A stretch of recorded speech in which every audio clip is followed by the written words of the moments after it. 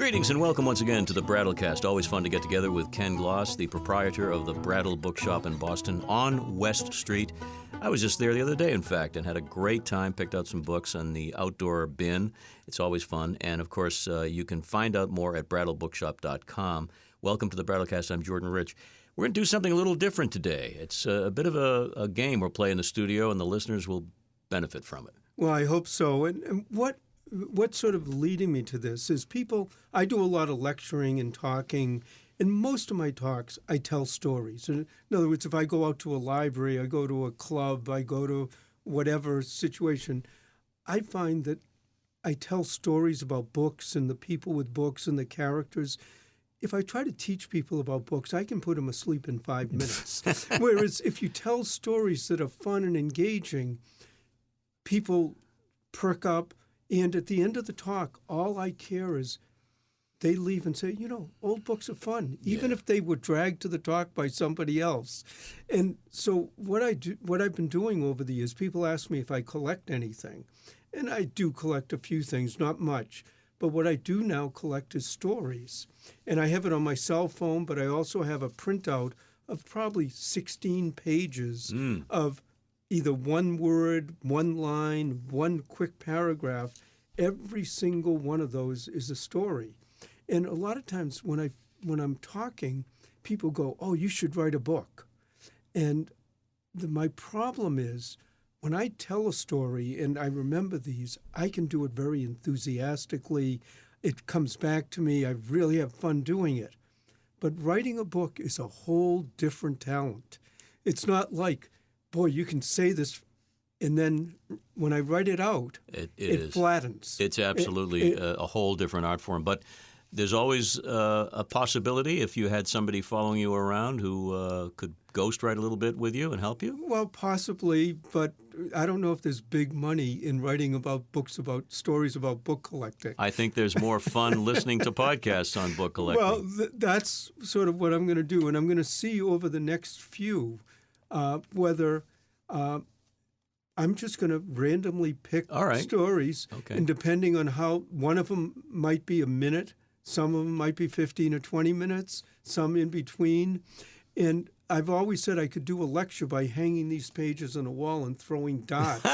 and I'm sure it would come out just as good. And it's also a way that where you're saying a ghostwriter could do it. Well, if someone ever approached me, I could say, well, just listen to podcast number 176 or 177. We've got nearly 200, so there's your book right there, but transcribing it. All right, so how do you want to do it? Do you want to just pick a page at random? Well, I'll tell you what.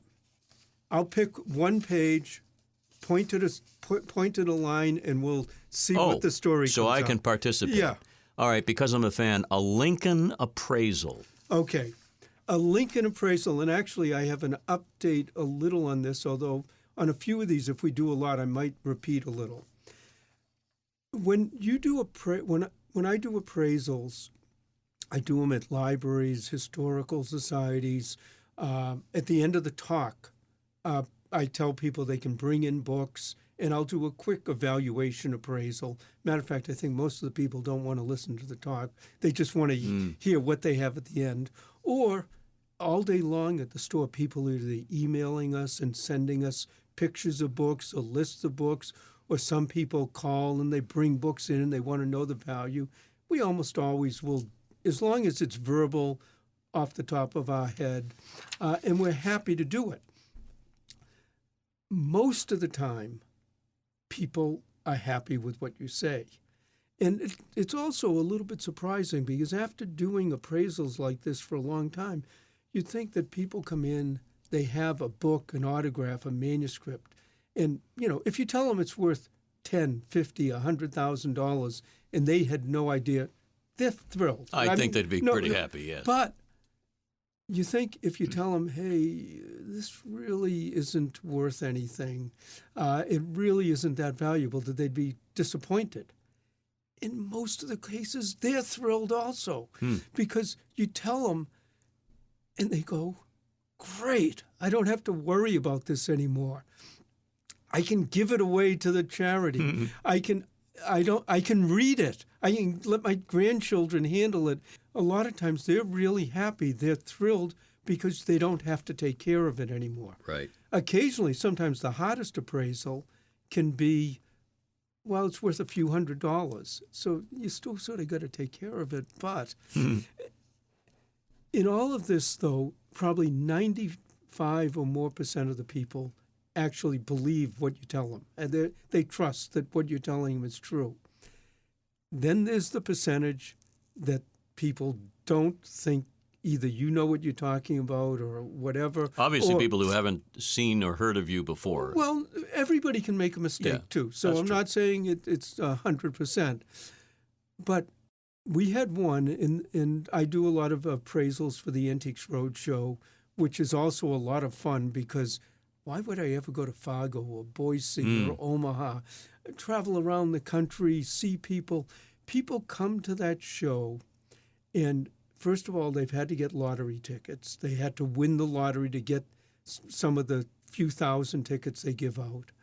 They have to, some of them drive hundreds of miles to get to the show.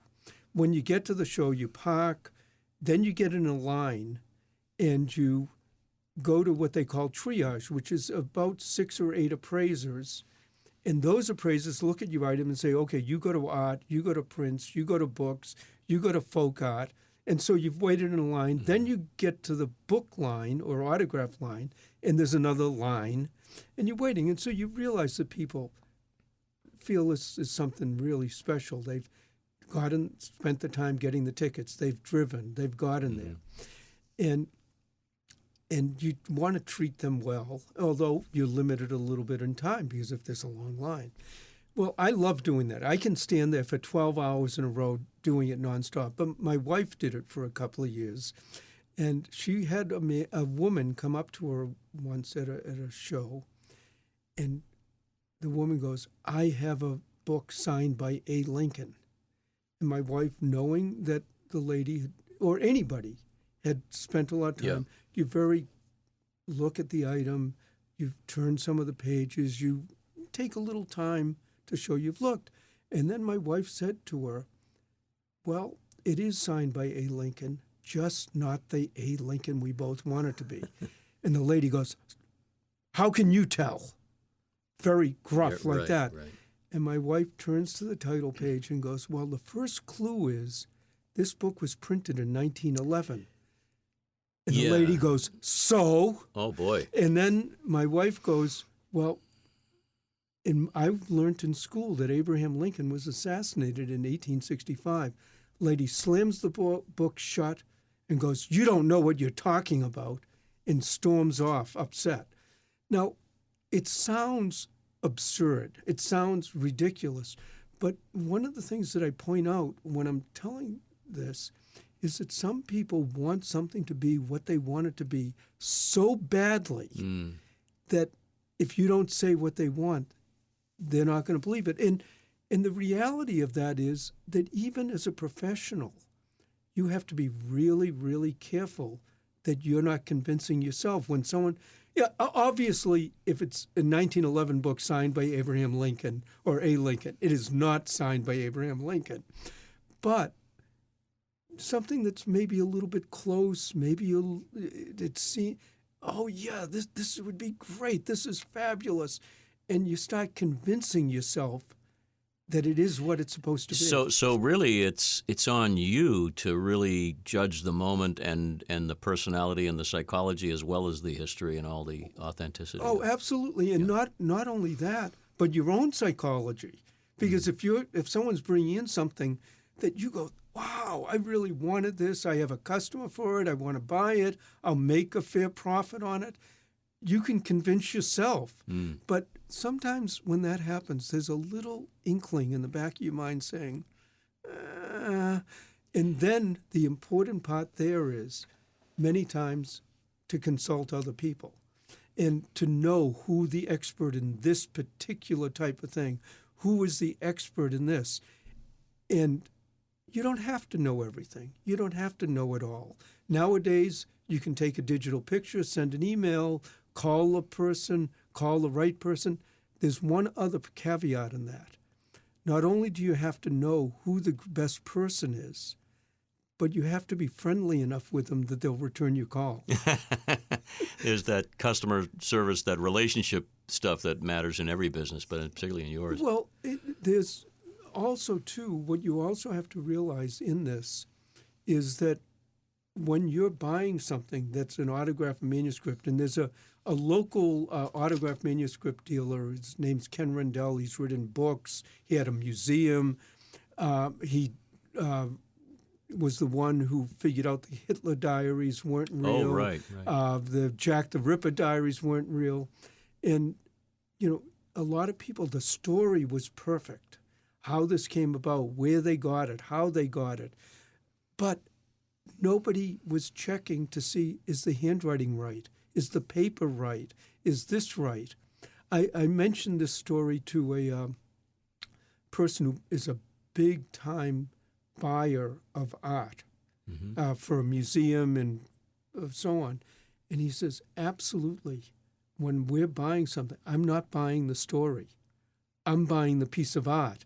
And we've got to make sure that it is that through analysis. The story's important. The provenance, which is the story of where it came from, that's important.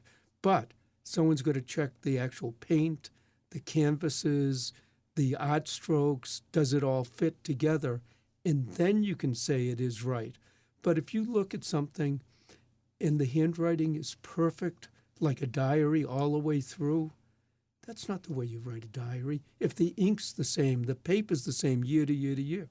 So there are little things that tell you, or if the person was dead before it was written, that's a clue too.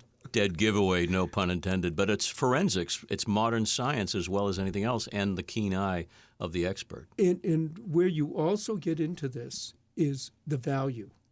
Because if something is worth thousands, tens of thousands, hundreds of thousands, you're not quite as apt to just say, what the heck, I'll buy it and take a shot at it. Mm-hmm. If it works, it works. If it doesn't work, it doesn't work. But what are you into it? A few $100s or, easily you make some mistakes. But also when you take chances, let's say 8 out of 10 of the chances work out fine, then you're ahead, you lose on a couple, you don't make that mistake again. But if you're dealing with $100,000 or $1 million, even though you don't want to lose out on that one or two. So that's when you do it. And if you say, this is going to be the big find of my career, this is going to get all sorts of publicity, I'm going to sort of be the center of the show, you don't want to just do it on a story. You run a risk. You not only do you run a risk, but you run the risk of convincing yourself that this is right or telling the person. So that little Abraham Lincoln thing came up. Now, in some people, you are just absolutely not to convince. I'll add one little caveat to this, and this happened just recently. A man called on the phone, said, I have a copy of the Diary of Anne Frank signed and inscribed by Anne Frank. Wow. Well, that's impossible. Of course. But he got really, really upset at me because I said, she was dead. She died in the concentration camp. The book was printed years after she died. He goes, well, I want to bring it in and come and have you look at it. I said, I don't have to look at it. I don't have to see it. I don't have to do it. Is not signed by Anne Frank. And he just slammed the phone down and was really mad that I wouldn't even look at it. But, that happens. He might be the brother-in-law of the lady with the A. Lincoln book. It's possible. But like I say, those two examples sound absurd in a way. But there's the little nuances of things that do sound right. And quite honestly, if somebody is trying to forge something, there's some of them who are really good at it. And that's where the forensics really gets into it. And they're doing the real deep research. Well, that's just one story, 3 words, I think, on a page of 16 pages loaded with potential story ideas. Want to do another one when we come back? I would be happy to. He's Ken Gloss. I'm Jordan Rich. You've been listening to another edition of the Brattlecast.